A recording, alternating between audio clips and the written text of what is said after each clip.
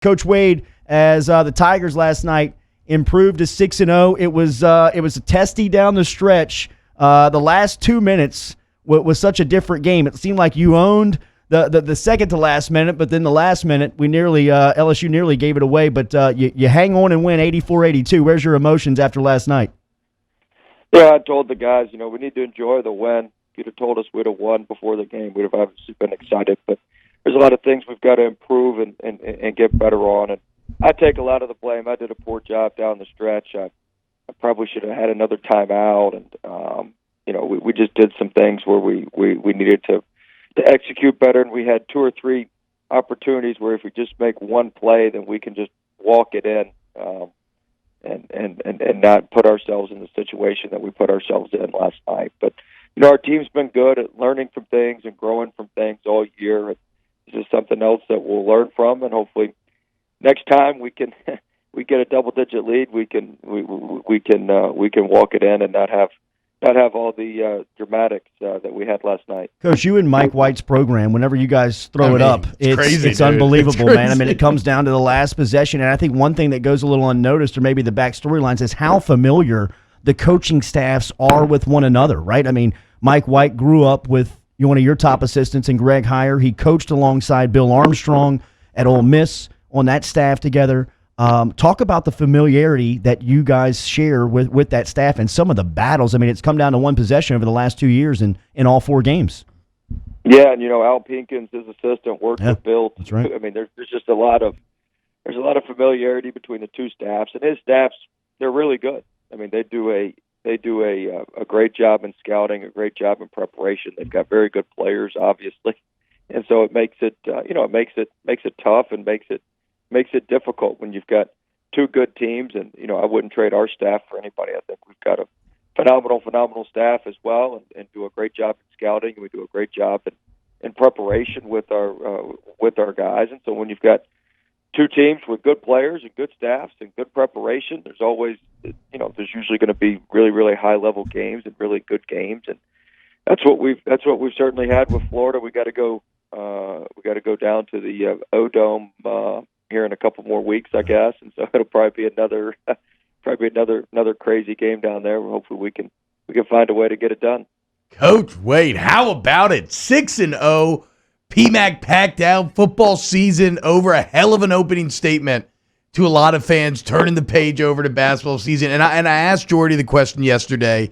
Florida had the height advantage. Y'all been so good on the boards. How gratifying was it, despite that height advantage, to see your team once again dominate when it comes to rebounding?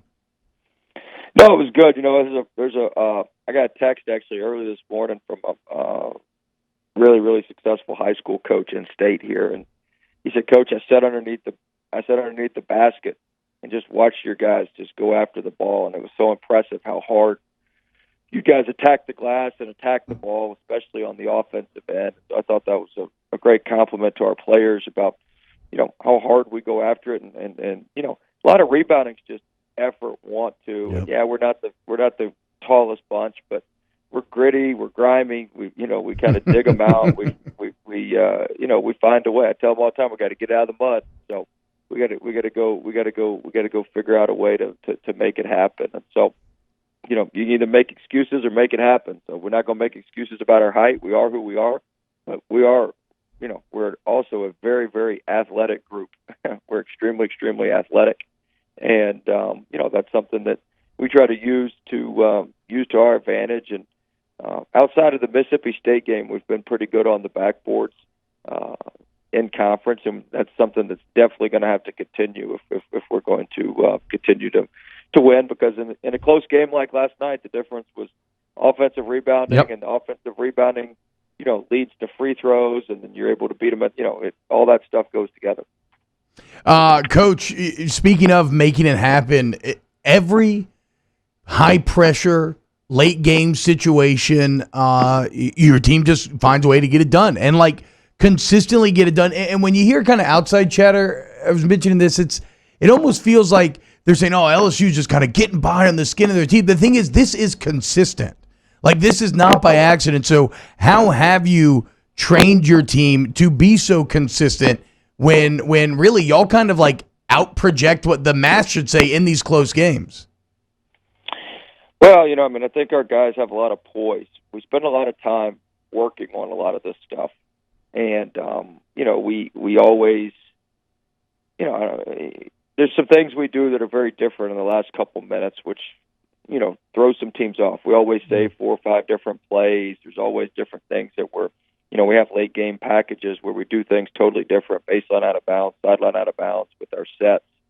And like you're talking about, Florida knew that, so Florida went to their 1-3-1 zone last night to try to throw, so that, they, you cut that like butter. That was.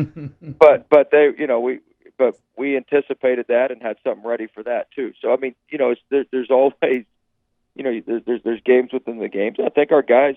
The main thing is we're poised and we're confident. I think our guys are really confident in the 6-minute game. We've preached that since we've been here. Yep. They feel like if it's within 2 or 3 possessions with 6 minutes left, either way, we're going to find a way to make it happen. And when you've got guys that don't get rattled, and our staff does a good job, we don't get rattled, and play with a lot of confidence and know that we're going to be able to find a way.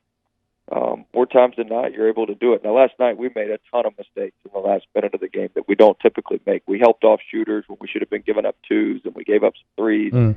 We had 3 turnovers in the last minute. That's one of our core tenets of our 6-minute game is take care of the ball, and we didn't do that. So there's a lot of stuff. We'll get back in the film room and get that stuff corrected. But we'll we certainly have made a habit out of winning these.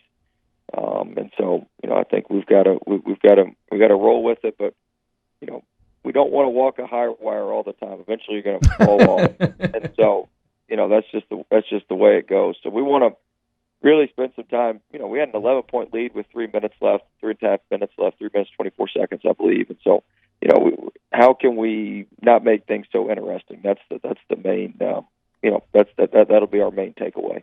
Marlon looked like Marlon Taylor last night. What'd you take away from his performance? I know there was a 30-second period there where you wanted to get your hands on him for a minute, but he played well he gave you a double-double. He was, 6 offensive rebounds. He was so active, making the free. He's really making his free throws. He's 11 of 13, and between the Ole Miss game and this game from the free throw line, which is just huge. Him hitting the 3 free throws. He's shooting it well, attacking the basket. He's still got to get his timing down on some of the finishing and that sort of thing around the basket. But he's a huge piece for us, and I'm really excited. He's playing well. Andre Hyatt's playing very, very well for us. He made a huge defensive play there at the end of the game, and he's doing a lot of really, really good things for us. And when we get Charles Manning back, we're going to have some depth because of this, and we've got to keep Marlon locked in and playing at this level. And Sean Eddy and our doctors have done a tremendous job with his treatment and with his foot and getting him back feeling well. He was after the game last night. He was in the training room till I got done with media. For over 45 minutes, an hour after the game, getting treatment on his foot, making sure he's ready to go and ready to work. Coach, speaking of free throws, last night you mentioned it, getting the offensive rebounds, being aggressive, putting yourself at the line. But you have to make them when you get there. And this is probably a really dumb question, but how is it that this team is so good from the free throw? Is it as simple as having good shooters? Is it something that y'all do training-wise? Well, shoot from 3. We don't shoot. The three point. It's a little inconsistent right now, Coach. But I like the adjustment of the attack in the basket and getting to the line. It's something we spend a lot of time on. We spend a lot of time working on routine, and we have a breathing coach that helps us with this. There's a lot of stuff that goes into it that we spend. We spend a lot of time on the stuff that's important to us. We spend a lot of time on. Coach Heyer does a great job with our players on working on finishing and getting to the basket and hitting first and drawing contact and finishing through contact. And so if you're going to play like that, you better spend a lot of time working on free throws. And so after you get contact, sometimes you're jacked up. And so you got to calm yourself back down and then so we spend a lot of time on the routine and intricacies of the free throw and how we line up and what we're doing. And, what we do, it all has to go together. And our guys get up there and shoot it with confidence. We shoot a ton of free throws.